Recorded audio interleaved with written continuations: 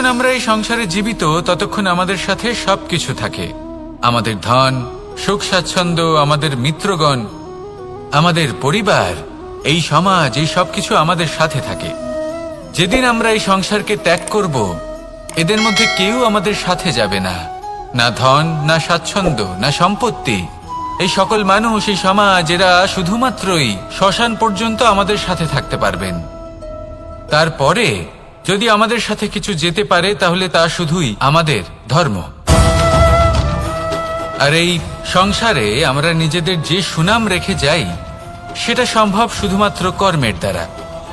সেই জন্য সংসারে যতদিন পর্যন্ত জীবিত আছেন, যদি কিছু অর্জন করতে চান তাহলে ধর্ম অর্জন করুন, ধর্মের বিষয়ে স্পষ্টতা অর্জন করুন এবং কর্ম অর্জন করুন।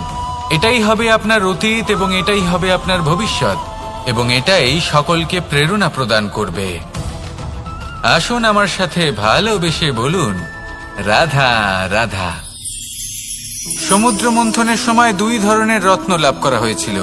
প্রথম হলাহল, যার প্রভাব থেকে এই সমস্ত সংসারের জীবের প্রাণ বাঁচানোর জন্য মহাদেব তাকে নিজের কণ্ঠে ধারণ করে নিয়েছিলেন। আর দ্বিতীয় অমৃত, যেটা কিঞ্চিত পরিমাণ মাত্রায় পাওয়া গেছিল। কখনো কখনো জীবনে এমন কোনো বস্তু যা আপনি প্রয়োজনের থেকেও অনেক বেশি মাত্রায় ভোগের জন্য লাভ করে থাকেন, তা আপনার জন্য বিষ প্রমাণিত হতে পারে। যেমন জল, প্রয়োজনের থেকে অনেক বেশি মাত্রায় যদি এই জল আসে তাহলে আপনার প্রাণ কাটতে পারে, কিন্তু পরিশ্রমের পরে এক পাত্র শীতল জল দ্বারা আপনি যদি স্নান করে নেন তাহলে তা আপনার শরীরের জন্য অমৃত হবে। পরিশ্রম করার পরে যদি আপনার শরীর এক পাত্র খাবার লাভ করে তাহলে তা আপনার শরীরের জন্য অমৃত। কিন্তু যদি কোনো পরিশ্রম না করেই আপনি দিনরাত শুধুই খাবার গ্রহণ করতে থাকেন তাহলে আপনার কাছে তা বিষ সমান। বিষ এবং অমৃত গ্রহণ করাটা আপনার উপরে নির্ভর করছে। কোনো বস্তু আপনার পক্ষে বিষও হতে পারে, আবার অমৃতও হতে পারে। নির্ভর করছে যে আপনি সেটা কিভাবে ব্যবহার করছেন, কতটা মাত্রায় ব্যবহার করছেন। আসুন আমার সাথে ভালোবেসে বলুন, রাধা রাধা। অনেক সময় আমাদের মনে এই ভাবনা আসে যে আমাদের নিরীহ স্বভাবের সুযোগ নিয়ে এই সংসারের মানুষ শুধু আমাদের দুঃখই দেয়। কতবার এমন মনে হয় যে আমরা সবাইকে সাহায্য করার জন্য এগিয়ে যাই আর সকলে আমাদেরই দোষ দেয়। অনেক সময় এমন মনে হয় যে আমরা শুধুই সৎকর্ম করি, সকলের ভালো চাই, কিন্তু সকলে আমাদেরই বিষয়ে খারাপ কথা বলতে থাকে। দুঃখ হয়, কিন্তু আমাদের এটা ভেবে দেখা উচিত যে মানুষ আম গাছের গায়ে পাথর ছোড়ে, শাল গাছের গায়ে পাথর কেন ছোড়ে না? কারণ এই আম গাছে পাওয়া যায় মিষ্টি এবং সুস্বাদু ফল। অন্যদিকে শাল গাছ থেকে আমরা কি পাই? শুধুই কাঠ। তাই যদি আপনাকে কেউ কথা শোনায়, আপনাকে কোনো কিছুতে বাধ্য করার চেষ্টা করে, আপনার বিষয়ে অনুচিত কথা বলে, তাহলে নিশ্চয়ই আপনার মধ্যে এমন বিশেষ কিছু আছে যা তাদের মধ্যে নেই। নিজের মধ্যে আত্মবিশ্বাস বাড়িয়ে তুলুন, ধন্যাত্মক ভাব আনুন, সৎকর্ম করতে থাকুন। কোনো কটুতা এই মনে প্রবেশ করতে দেবেন না। এই মন সুপ্রসন্ন হয়ে বলবে, রাধা রাধা।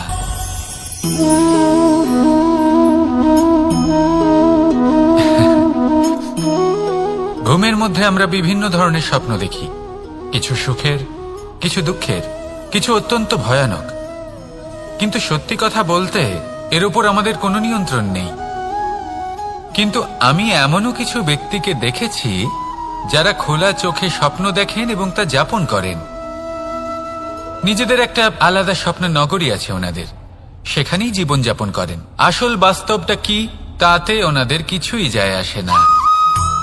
এমন কিছু মানুষ আছেন যাদের কাছে বিন্দুমাত্র জ্ঞান নেই, সে না হয় ঠিক আছে, কিন্তু জ্ঞান এমন ভাবে প্রদান করবেন যে মনে হবে সংসারের সমস্ত জ্ঞান তাদের কাছেই রয়েছে। এমন কিছু মানুষ আছেন যারা ভালোবাসতে জানেন না, আর তাও আমি মেনে নিলাম, কিন্তু কথা এমন ভাবে বলবেন তাতে মনে হবে যেন প্রেমের বিষয়ে সবকিছু শুধুমাত্র ইনিই জানেন।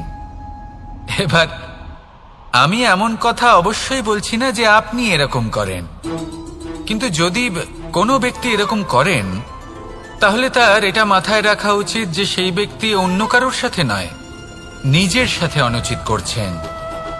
কারণ এমন কাজ করে উনি নিজের দোষ, নিজের অপগুণ সংসারের কাছে নয়, নিজের কাছে লুকোচ্ছেন। আপনি যদি নিজেকে বুঝতে না পারেন, সম্পূর্ণরূপে নিজেকে আকলন না করেন, নিজের অপগুণ, নিজের দোষ পূর্ণরূপে না বুঝতে পারেন, তাহলে এটা কি করে বুঝবেন যে নিজেকে কিভাবে শুধরে নিতে হবে? আপনাকে নিজের সত্য স্বীকার করতেই হবে, তারপরেই আপনি নিজেকে পরিবর্তন করতে পারবেন। তাহলে স্বপ্নে নয়, বাস্তবে বাঁচুন, আনন্দে বাঁচুন, আর আমার সাথে ভালোবেসে বলুন রাধা রাধা। ইচ্ছে বড়ই বিচিত্র জিনিস। এই ইচ্ছে যদি তা পূর্ণ না হয় তাহলে তা ক্রোধকে জন্ম দেয়, যদি তা পূর্ণ হয় তাহলে লোভকে জন্ম দেয়, যদি সময়ের মধ্যে পূর্ণ না হয় তাহলে শোককে জন্ম দেয়, আর যদি সময়ের পূর্বেই পূর্ণ হয়ে যায় তাহলে অহংকারকে জন্ম দেয়। সকলের ইচ্ছে থাকে, আপনারও অবশ্যই থাকবে, তা অবশ্যই পূরণ করবেন। কিন্তু একটা কথা মনে রাখবেন, আপনার এই জীবন এটা কোনোভাবেই আপনার ইচ্ছে পূরণ করার মাধ্যম নয়। এ হলো ধৈর্য সাধনের এক মাধ্যম, নিয়ন্ত্রণ করার এক মাধ্যম। নিয়ন্ত্রণ নিজের কামনার ওপর, নিজের ইচ্ছের ওপর, নিজের আবেগের ওপর। কারণ ইচ্ছে এটা হলো সেই অশ্বের মতো যা একবার লাগাম ছাড়া হয়ে গেলে, আপনার হাত থেকে যদি এই লাগাম বেরিয়ে যায় তাহলে তা আপনাকে সোজা বিনাশের পথে নিয়ে যেতে পারে। কিন্তু যদি আপনি একে নিয়ন্ত্রণ করতে পারেন তাহলে এটা আপনাকে সাফল্যের শিখরে অবশ্যই পৌঁছে দিতে পারে। তাহলে ইচ্ছেগুলিকে নিয়ন্ত্রণ করুন আর আমার সাথে ভালোবেসে বলুন রাধা রাধা।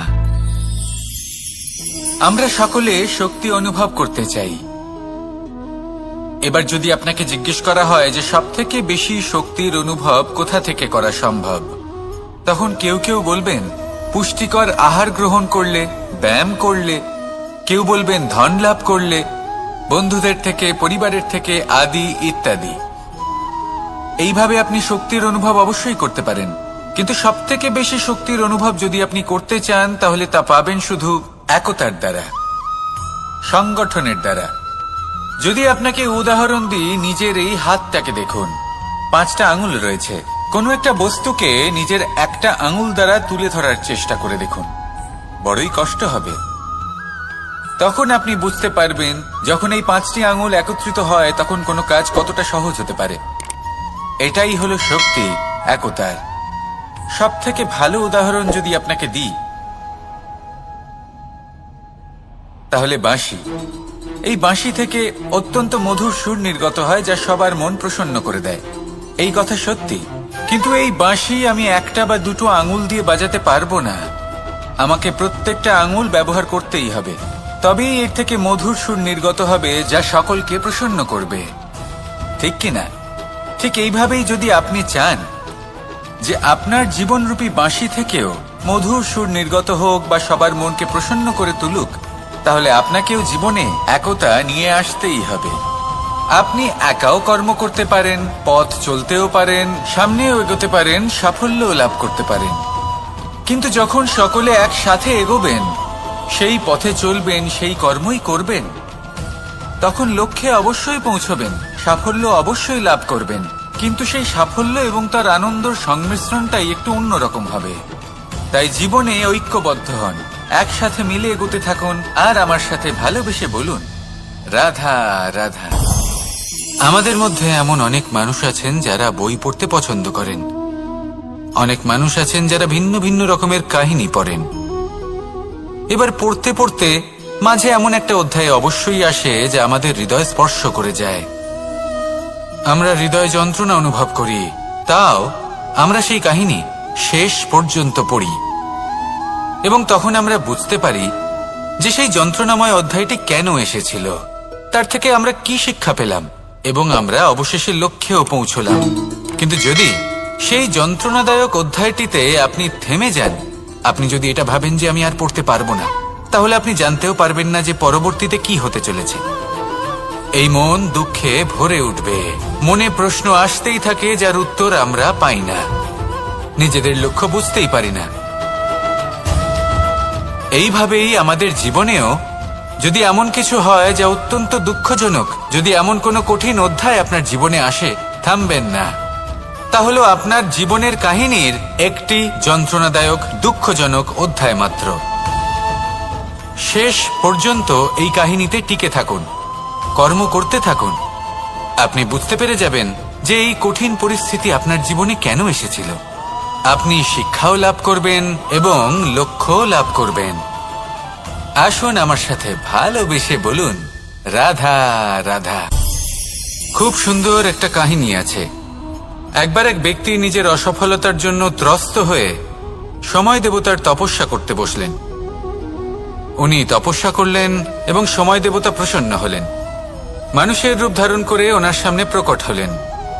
এবার সেই ব্যক্তি ওনাকে জিজ্ঞেস করলেন যে কি এমন আছে যার জন্য আপনি বারবার জয়ী হন আর আমি চিরকাল পরাজিত হয়ে থাকি? কেন এত পরিশ্রম করা সত্ত্বেও আমি সাফল্য লাভ করতে পারি না? তখন সময় দেবতা উত্তর দিলেন যে দিন হোক বা রাত, ঝড় হোক বা ভূমিকম্প, রোদ হোক বা বৃষ্টি হোক, সময়ের সূত্রপাত হোক বা প্রলয়, আমি থামি না, আমি চলতেই থাকি। আর সেই জন্য যিনি থেমে যান তিনি পরাজিত হন আর আমি জয়ী হই। এটাই আমাদের শিখতে হবে। জীবনে সবসময় চলতে থাকুন, কখনো থামবেন না। হ্যাঁ, কিছুক্ষণের জন্য বিরতি নিতে পারেন, বিশ্রাম করার জন্য, নিজেকে আরো সশক্ত করে তোলার জন্য, কিন্তু থেমে যাবেন না। নিরন্তর কর্ম করতে থাকুন, পরিশ্রম করতে থাকুন, তবেই এই সংসার আপনাকে মনে রাখবে। আসুন আমার সাথে ভালোবেসে বলুন, রাধা রাধা। বস্ত্র আমাদের সকলের প্রিয়, এটা আমাদের জীবনযাপনের জন্য প্রয়োজনীয়। আমরা সবসময় চেষ্টা করি সেই বস্ত্র পরতে যা পরলে আমাদের দেখতে ভালো লাগে। কিন্তু কখনো এই কথা ভেবে দেখেছেন যে কিছু বস্ত্র যদি স্বচ্ছ হয় তাহলে তা পুরনো হলেও দেখতে ভালো লাগে? ঠিক তেমনই যেমন কোনো খাবার যদি মশলাদার না হয়, অত্যন্ত সুস্বাদু নাও হয়, কিন্তু যদি তা গরম হয়, টাটকা হয়, তাহলে খেতে ভালোই লাগে। ঠিক সেইভাবেই যদি কোনো ব্যক্তি সুন্দর নাও হয় কিন্তু তার কথা খুবই মধুর হয়, তাহলে সেই ব্যক্তি সকলের প্রিয় হয়। কোনো ব্যক্তি যদি ধনবান নাও হন কিন্তু তিনি যদি গুণী হন, তাহলে এই সংসারে সম্মান লাভ করেন। সেই জন্য কখনো এই বিষয়ে দুঃখ পাবেন না যে আপনার কাছে ভৌতিক স্বাচ্ছন্দ্য নেই। আপনার কাছে সবথেকে বড় বস্তু, সবথেকে মূল্যবান বস্তু যেটা আছে সেটা হলো আপনার আত্মা, আপনার মন, আপনার বিচারধারা, আপনার গুণ, আপনার কথা। এগুলো সবসময় শুভ রাখুন এবং সবসময় নিজের সাথে রাখুন। এই জীবন সফল হবে এবং প্রেমময় হয়ে বলে উঠবে, রাধা রাধা। মানুষের জীবন বড়ই বিচিত্র হয়। যেই মুহূর্তে জন্ম নেয় একটা প্রতিস্পর্ধায় প্রবেশ করতে থাকে। মানুষ জন্ম নেয় আর প্রতিস্পর্ধা শুরু হয়ে যায় ভাই এবং বোনের মধ্যে সর্বশ্রেষ্ঠ হবার, সবার থেকে এগিয়ে থাকার। তারপরে সে যায় গুরুকুলে, নিজের বন্ধুদের মধ্যে সর্বশ্রেষ্ঠ হওয়ার প্রতিস্পর্ধা শুরু হয়। এবার সেখান থেকে বাইরে বেরিয়ে সংসার জীবনে প্রবেশ করে ধন উপার্জনের প্রতিস্পর্ধা শুরু হয়। তা সে যুদ্ধই হোক বা কলা হোক, এই প্রতিস্পর্ধা কখনোই আমাদের পিছু ছাড়ে না। তাই যদি প্রতিস্পর্ধা করতেই হয় তাহলে আমরা মানুষকে সাহায্য করার প্রতিস্পর্ধা কেন করব না? এমন এক প্রতিস্পর্ধা যাতে যে কেউ জিতুক বা যে কেউ হারুক না কেন, লাভ সকলের হবে। সকলের মধ্যে প্রেম বিতরণ করতে থাকুন, এইভাবেই আনন্দ বিতরণ করতে থাকুন। আর আমার সাথে ভালোবেসে বলুন, রাধা রাধা। এবার এই পুরুষার্থের বিষয়ে আপনারা অবশ্যই শুনেছেন, মোক্ষ, চতুর্থ পুরুষার্থ। আপনারা কি জানেন এই মোক্ষ আসলে কি? ধর্ম, অর্থ, কামনার পালন করতে করতে মৃত্যু লাভ করা, এটাই কি মোক্ষ? না, মোক্ষ হলো সেটাই যা জন্ম এবং মৃত্যুর ঊর্ধ্বে। প্রত্যেক ব্যক্তি, প্রত্যেক জীবই সংসারে কোনো না কোনো বিশেষ প্রয়োজনে আসে। ধর্মপথে সৎপথে অর্থ উপার্জন করা, প্রয়োজনকে পূর্ণ করার চেষ্টা করতে করতে সেই প্রয়োজনকে পূর্ণ করা তাকে মুক্তির পথে নিয়ে যায়, যা হলো মোক্ষ। যদি এই মোক্ষ লাভ না হয় তাহলে মানুষ জন্ম এবং মৃত্যুর এই চক্রে বারবার ফিরে আসবে। তাই নিঃস্বার্থভাবে সদ্ভাব নিয়ে কর্ম করুন, সকলকে ভালোবাসুন, আর আমার সাথে বলুন রাধা রাধা। জল এ হলো জীবনের আধার পঞ্চতত্ত্বের মধ্যে একটি, আর অত্যন্ত বিশেষ। এর থেকে অনেক বড় শিক্ষা পাওয়া যায়। এই জল গন্তব্যের বিষয়ে এর স্পষ্ট ধারণা আছে। ও জানে ওর লক্ষ্য কি, আর প্রয়াস করে ততদূর সে পৌঁছেও যায়। এটি পর্বত থেকে বয়ে নিচে নেমে আসে, নদীর সাথে সমাহিত হয়ে তার সাথে বয়ে চলে, চিরসবুজ বনানী গড়ে তোলে, প্রাণীদের তৃষ্ণা নিবারণ করে, সামনে এগিয়ে চলে, মানুষের সাথে মিলিত হয়। যারা একে বাঁধের মধ্যে বেঁধে রাখতে চেষ্টা করে সে বন্দি দশাতেও থেকে যায়, মানুষের কল্যাণ করে। তারপর বাঁধ থেকে মুক্তি পেয়ে এগিয়ে চলে, কোথাও ধাক্কা খায়, কোথাও বাধা পড়ে, কোথাও যদি পথ খুঁজে না পায় তাহলে পথ খুঁজেই নেয়, আর যেখানে পথ থাকে না সেখানে পথ বানিয়ে নেয়, আর শেষ পর্যন্ত নিজের লক্ষ্যে পৌঁছেই যায়, অর্থাৎ সমুদ্রে গিয়ে সমাহিত হয়ে যায়। আমাদেরও কিছুটা এরকমই হয়ে উঠতে হবে। যেখানেই যাবেন সকলের কল্যাণ করুন, সামনে এগোন। আপনি কোথাও পড়ে গেলে, ধাক্কা খেলে আঘাত লাগবেই, উত্থান পতন লেগেই থাকে। সামনে এগোতে থাকুন। কোথাও পথ না পেলে তা খুঁজে নিন, কোথাও পথ না থাকলে তা বানিয়ে নিন। নিজের গন্তব্যের কথা সব সময় মনে রাখুন। শেষ পর্যন্ত নিজের মোক্ষ লাভ আপনি অবশ্যই করবেন। আর আমার সাথে ভালোবেসে বলুন রাধা রাধা। এই সংসারের অন্তের এর বিনাশের প্রারম্ভ কিভাবে হয়? কোন যোগের মাধ্যমে, কোন ভয়ানক অসুরের আগমনে, নাকি প্রকৃতির রাগের কারণে? না, এই সংসারের বিনাশের প্রারম্ভ হয় আমি থেকে। এই আমি, এই তুমি, এটা আমি করেছি, ওটা তুমি করেছো, এটা আমার, ওটা তোমার, আদি ইত্যাদি। এই ভাব যখন মনে বাসা বেঁধে নেয়, সর্বপ্রথম ঘর ভাগ হয়, তারপর বসতি, তারপর প্রাণ, আর তারপর দেশ, আর সবার শেষে সমস্ত সংসার ভাগ হয়ে যায়। আর এই ভাগ হয়ে যাওয়া শেষে মনোমালিন্যে পরিণত হয়। এখন এমত অবস্থায় কি করা যেতে পারে? কিভাবে বাঁচা যায় এই পরিস্থিতির থেকে? কিভাবে দূরে থাকা যায় এই বিনাশের থেকে? উত্তর সেই একটাই, করুণা। একে অপরের দরকারগুলি বুঝুন, একে অপরের সমস্যাগুলি বুঝুন, একে অপরের দুঃখের সাথী হয়ে দাঁড়ান, একে অপরের সুখের ভাগীদার হন। আর শেষে যখন এই আমি আমরাতে পরিণত হবে, তখন এই বিনাশ নিজে থেকেই দূরে চলে যাবে। তাহলে আমরাতে বিশ্বাস করতে শিখুন, আর আমার সাথে ভালোবেসে বলুন রাধা রাধা।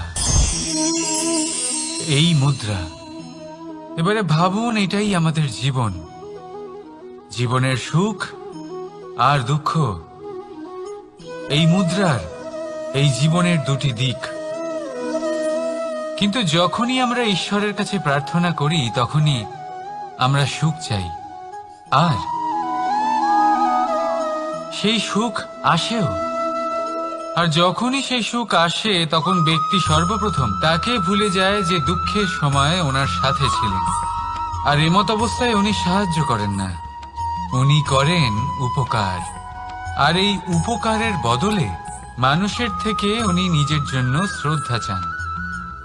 আর সেই শ্রদ্ধা, সেই চাহিদার কারণে উনি নিজেকে অন্যদের থেকে শ্রেষ্ঠ, অন্যদের থেকে ভিন্ন মনে করতে বিবশ হয়ে যান।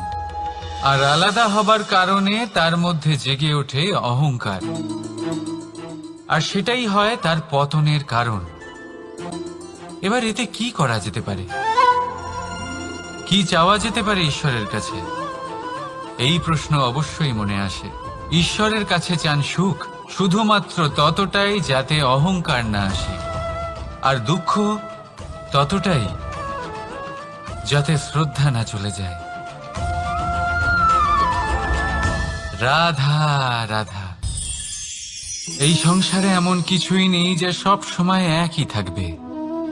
যা কিছু নির্মাণ হয়েছে তা একদিন অবশ্যই ভেঙে পড়বে, কিন্তু এই ভেঙে যাওয়ার বিশ্লেষণ আপনি কিভাবে করবেন তা আপনার উপরে নির্ভর করছে। ওই আকাশের দিকে তাকান, ওই মেঘ, ওটাও ভেঙে পড়ে, কিন্তু নিজে ভেঙে পড়ার সাথে বর্ষাকে তৈরি করে যায়। মাটির ডেলা অবশ্যই ভেঙে পড়ে, কিন্তু ব্যবহারযোগ্য মাটির রূপ নিয়ে। এই ধরিত্রীর বুকে কোনো এক বীজ যখন ভেঙে পড়ে, তখন ধরিত্রীর উপর এক বিশাল আকারের বৃক্ষ নির্মাণ করে। যদি জীবনে কিছু ভেঙে পড়ে, তাহলে নিরাশ হয়ে পড়বেন না, নিজের সাহস হারাবেন না। ধনাত্মক দৃষ্টিভঙ্গি দিয়ে দেখতে চেষ্টা করুন।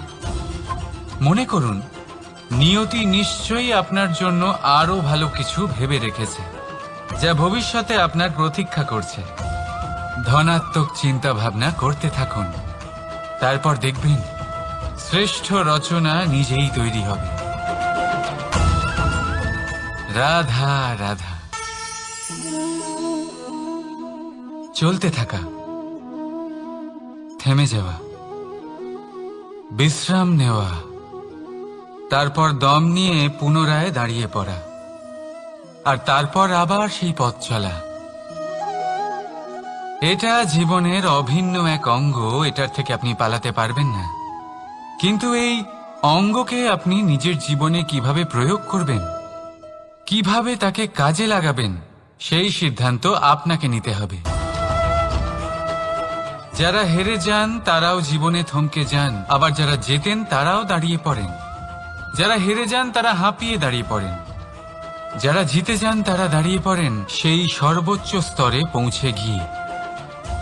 এবার দাঁড়াতে তো আপনাকে হবেই, তা হতেই হবে, কিন্তু কখন কিভাবে দাঁড়াবেন, ক্লান্ত হয়ে নাকি সর্বোচ্চ স্তরে পৌঁছে গিয়ে, সেই সিদ্ধান্ত আপনার। অবশ্যই দাঁড়িয়ে পড়ুন, কিন্তু ক্লান্ত হয়ে নয়, কারণ আপনাকে পুনরায় দাঁড়িয়ে পড়তে হবে, পুনরায় যাত্রাপথে এগোতে হবে এবং সর্বোচ্চ স্তরে পৌঁছতেই হবে। রাধা রাধা। স্বপ্ন, আমরা জীবনে স্বপ্ন দেখতে থাকি, সেটা পূরণ করার পূর্ণ প্রয়াস করে থাকি, কিন্তু এই স্বপ্ন পূরণ না হওয়ার পরিস্থিতিতে আমরা ভেঙে পড়ি, ছিন্ন বিচ্ছিন্ন হই, আর তারপরেই বোঝা আমরা আগামী প্রজন্মের ওপর রীতিমতো চাপিয়ে দিই। আমরা এটাই মনে করি যে আমরা যেটা হতে পারিনি সেটা আমাদের সন্তান অবশ্যই হবে। আমরা যা কখনো পাইনি আমাদের সন্তান অবশ্যই তা পাবে। এটা যে অনুচিত সেটা আমরা ভাবি না, কিন্তু এটা ভুল, আর এই ভুল আমরা সকলেই করে থাকি। সন্তান প্রকৃতি আর পরমাত্মার আশীর্বাদ, ওদের ভেতরে তাদের নিজের একটা অস্তিত্ব। রাধা রাধা। এই পুকুর দেখছেন আপনি, পুকুরের জল কখনো প্রবাহিত হয় না, একই স্থানে জমে থাকে, আর সেই কারণে কিছুদিন পর ময়লা হতে শুরু করে, কিন্তু তাও আমরা একে ত্যাগ করি না, আমরা তবুও একে পুজো করি। শুধুমাত্র এই কারণে নয় যে অতীতে সে আমাদের তৃষ্ণা মিটিয়েছে, কিন্তু এই কারণেও যে যদিও বা সে ভবিষ্যতে আমাদের তৃষ্ণা না মেটায়, কিন্তু প্রয়োজন হলে আগুন অবশ্যই নেভাতে পারে। ঠিক সেই রকমই হয় আমাদের সম্পর্ক, সম্পর্ক যা আমরা বহু বছর পরিশ্রম করে তৈরি করি, যে দরকার পড়লে আমাদের সহায়ক হয় কোনো না কোনোভাবে। সেই জন্য সম্মান করতে শিখুন এই সম্পর্কগুলিকে, শিখুন এই সম্পর্কগুলিকে অটুট রাখতে। কথায় কথায় এই সম্পর্কগুলিকে ভেঙে দিতে শিখবেন না। রাধা রাধা।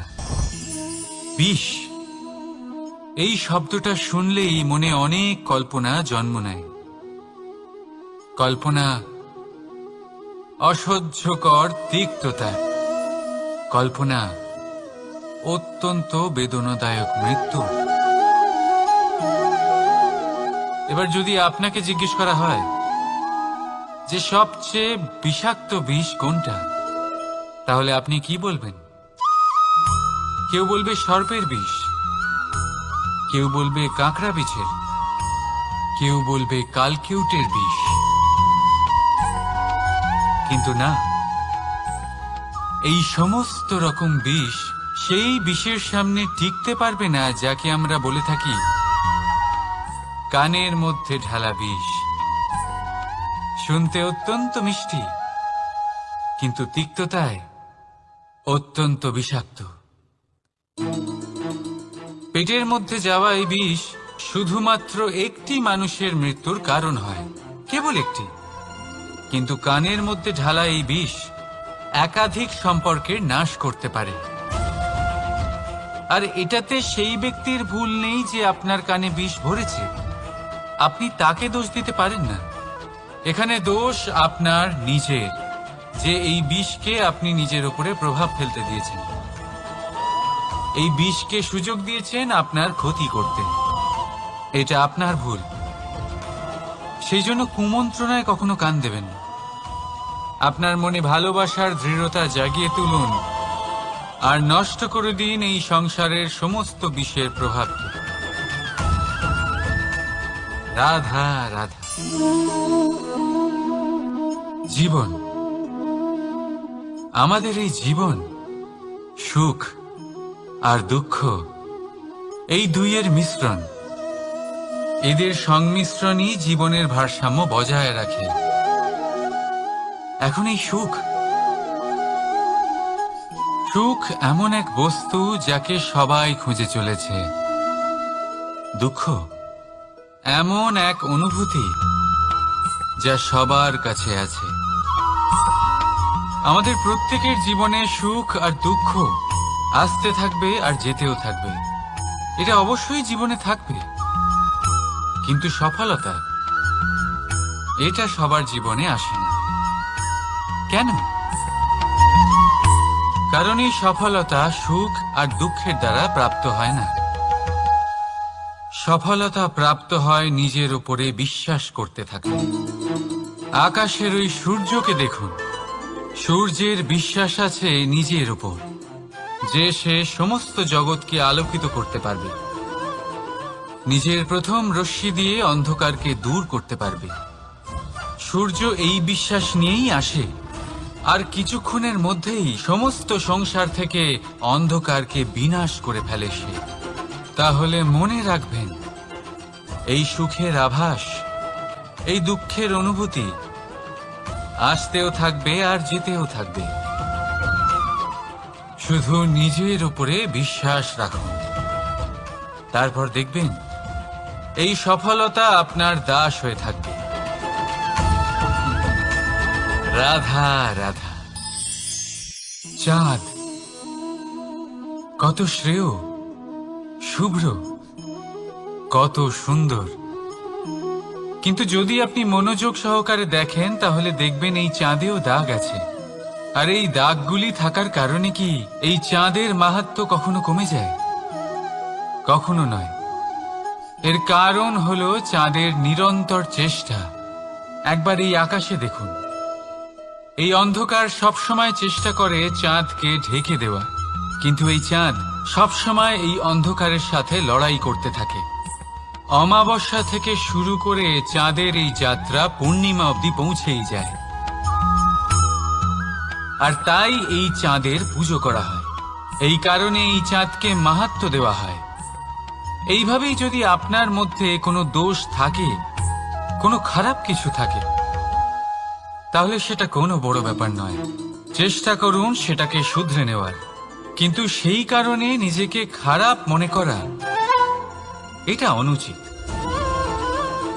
নিজের ভুলগুলো, নিজের দোষগুলো, নিজের খারাপ দিকের কথা ভুলে আপনি এই সংসারের ভালোর দিকে প্রস্থান করেই দেখুন না। আপনি দেখবেন আপনার অন্তরের তেজ ঠিকরে বেরোচ্ছে। রাধা রাধা।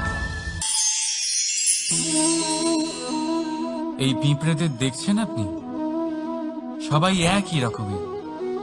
এদের মধ্যে তফাৎ খুঁজে বার করা অসম্ভব। মনে হয় যেন ওদের আলাদা আলাদা অস্তিত্বই নেই।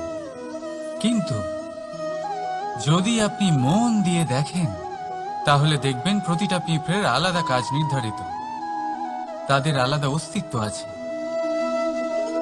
কেউ বাড়ি বানানোর জন্য মাটি সংগ্রহ করতে পটু, কেউ ঢিপি বানাতে পটু, কেউ খাবার খোঁজায় পটু, আবার কেউ সেই খাবার আনায় পটু। ঠিক সেরকমই হয় মানুষেরা। মনে হতেই পারে সবাই একই রকম, কিন্তু প্রতিটা মানুষের ব্যক্তিত্ব, প্রতিটা মানুষের অস্তিত্ব ভিন্ন হয়। আর সত্যি কথা বলতে কি, প্রতিটা মানুষের ভিন্নতাই আমাদের প্রগতির দিকে নিয়ে যায়। ভাবুন, যদি আপনাকে কারোর সাথে হাত মিলিয়ে চলতে হয়, তাহলে আপনাকে আপনার সোজা হাত তার উল্টো হাতে ধরে এগোতে হবে। এটাই সৃষ্টিকর্তার সৃষ্টির নিয়ম। ভিন্নতা, এই ভিন্নতাকে আশীর্বাদ ভেবে চলুন। এতে কোনো খারাপ নেই। রাধা রাধা। দাদা আমাকে বহুবার জিজ্ঞেস করেন যে কানাই, তুমি রাধার সাথে এই সংসারকে প্রেম শেখাতে এসেছো, তাহলে কেন তুমি রাধাকে এত বিরক্ত করো? কেন ও তোমাকে বিরক্ত করে? কেন এই ঝগড়াঝাটি হয়? কেন এই টানাপোড়েন চলে? এবার এটার উত্তর আমি কিছুটা এইভাবে দিতে চাই। পিঁপড়ে সেই বাড়িতেই প্রবেশ করে যেখানে মধু উপস্থিত আছে। যদি আপনার বাড়িতে মধু থাকে, কোনো মিষ্টি জিনিস থাকে, মিষ্টত্ব থাকে, তাহলে পিঁপড়ে সেখানে অবশ্যই প্রবেশ করবে। ঠিক এইরকমই হয় আমাদের সম্পর্ক। এর মধ্যে ছোটখাটো ঝগড়াঝাটি, টানাপোড়েন, রাগ করা, মন ভাঙানো, এই সব তো চলতেই থাকে। বিশেষ করে সেই সম্পর্কগুলিতে যেখানে মিষ্টত্ব আছে। মনে রাখবেন, যেই সম্পর্কে কোনো খুনসুটি নেই, রাগ করা, মান ভাঙানো নেই, কোনো ছোটখাটো ঝগড়াঝাটি নেই, সেই সম্পর্ক শুধুমাত্র মস্তিষ্ক দিয়ে পালন করা হচ্ছে, মন থেকে নয়। তাই মন থেকে ভালোবাসতে শিখুন। আর এই ছোটখাটো ঝগড়াঝাটির, এই অম্ল মধুর খুনসুটির আনন্দ উপভোগ করুন, কারণ এতেও ভালোবাসা আছে। রাধা রাধা। এই পুস্তক বড়ই কাজের জিনিস। কাহিনী হোক, কবিতা হোক, স্মৃতি হোক, এতে যাই লিখে দেবেন তা ভবিষ্যতের পুঁজি হয়ে যাবে। কিন্তু যদি কখনো এমন হয় যে এই পুস্তক ময়লা হয়ে যায়, বা যদি কোনো পাতায় আপনি ভুল করে কালি ফেলে দেন, বা কোনো বাক্য লিখতে গিয়ে আপনি ভুল করে ফেলেন, তাহলে আপনি কি করেন? সেই পুস্তক কি আপনি তুলে ফেলে দেন? না, তাই তো। শুধু একটা পাতা ছিঁড়ে ফেলেন, যাতে সেই পুস্তক সঠিক থাকে, সুন্দর হয়ে ওঠে। এই পুস্তকের মতোই হয় আমাদের সম্পর্ক। তার সেই এক পাতা, একটা ভুল। তাই যে কোনো সম্পর্কে যদি কারোর কোনো ভুল হয়ে গিয়ে থাকে, তাহলে সেই ভুলকে সম্পর্ক থেকে দূরে করা সঠিক হবে। সেই ভুলকে ভুলে যাওয়াই সঠিক হবে। সেই সম্পর্ক ভাঙা নয়, সেই সম্পর্ক সামলে রাখুন। কারণ ভুল তো সবার দ্বারা হয়। যদি এরকম করেন, তবেই জীবনরূপী পুস্তক আরো সুন্দর হয়ে উঠবে। একে অপরকে ক্ষমা করতে শিখুন। একে অপরের ভুলকে ভুলে যেতে শিখুন। তারপর দেখবেন এই জীবনে আরো আনন্দ আসবে, আর এই সম্পর্ক নিঃশ্বাস নিতে থাকবে। রাধা রাধা।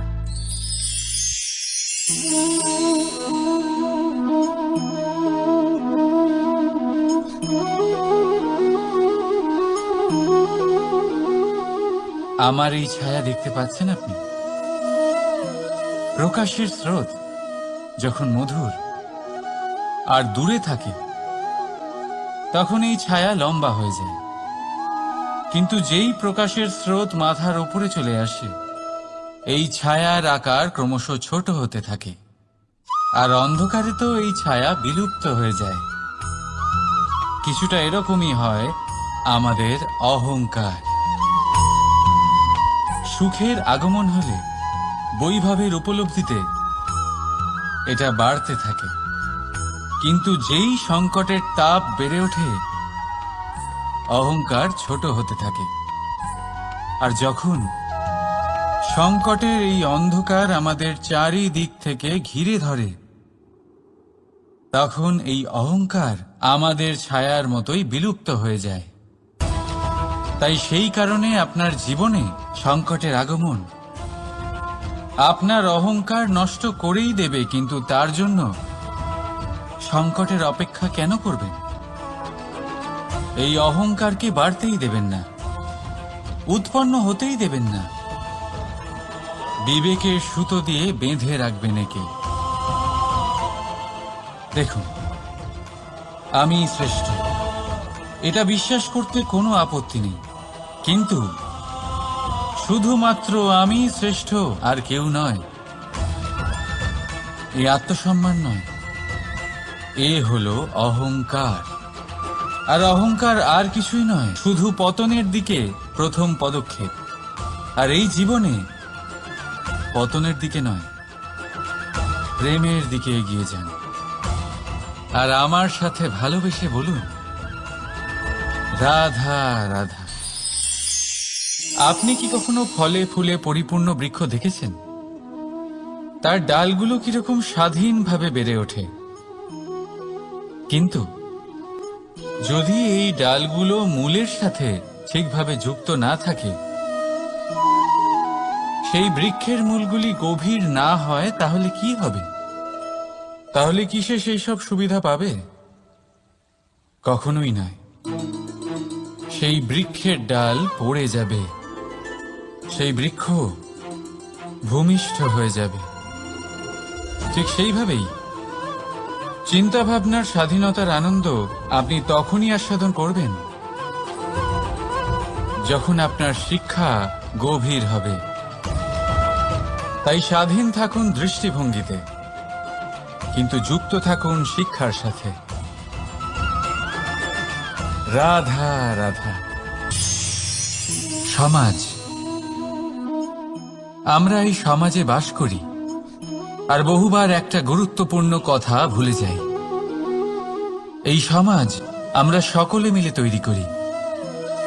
সমস্ত সময় কাটিয়ে দিই এইটা ভাবতে ভাবতে যে এই সমাজ কি ভাববে, আমার কি করা উচিত, আমার কি ভাবা উচিত, কি পড়া উচিত, কোনটা সঠিক কোনটা ভুল। যদি আমি এটা করি তাহলে কয়েকজনের এটা মনে হবে না তো যে আমি খারাপ, যখন আমি তা নই। মনে ভয় উৎপন্ন হয় সেই কয়েকজন মানুষের জন্য। তার কারণ হলো আমরা আমাদের মনের কথা শুনতে পাই না, না শুনতে পারি, না বলতে পারি, আর না করতে পারি। সেই কয়েকজন মানুষের ভয় আমরা খারাপের বিরোধিতা করা ছেড়ে দিই। কিন্তু কখনো নিজেকে জিজ্ঞেস করুন, শেষ পর্যন্ত কারা এই কয়েকজন মানুষ? এই সংসারে প্রতিটি মানুষেরই নিজের আলাদা আলাদা ব্যক্তিত্ব আছে, আলাদা